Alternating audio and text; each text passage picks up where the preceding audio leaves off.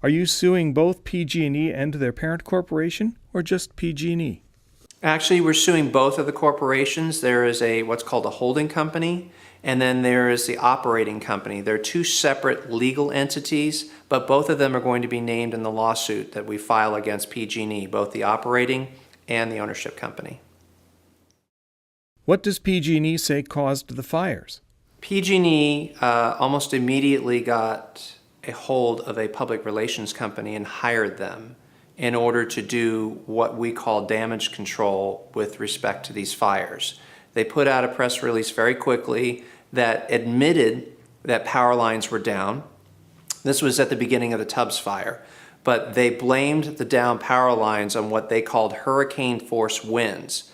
And that's important because there are certain rules that apply to power line maintenance and how sturdy they need to be that go up to a certain speed of the wind. And they were trying to say that the speed was above that level, so therefore somehow they're not responsible.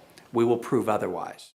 I've always appreciated the PG&E workers who bring the power back on. Will this lawsuit hurt them? These lawsuits have nothing to do with the hardworking men and women who worked on the line during the fires and who work day in and day out to keep our electric service going. This lawsuit is directed at executives at the PG&E offices in San Francisco who made a lot of decisions over the years to shortcut maintenance, to not properly maintain the right-of-way where the power lines were located, to keep the trees either cut down or cut back or removed altogether to protect the power lines. I actually have a neighbor that I lived across the street from in a place that I luckily was able to rent. He's not the target of what I am trying to do. It's the people in San Francisco who made these decisions that are the ones we are going after. PG&E may try and claim that this event was an act of God. Do you think this argument holds merit? In a word, no. Because what they're basically saying is they're claiming that what happened on the night of October 8th with respect to the Tubbs fire, that what happened was completely outside their control.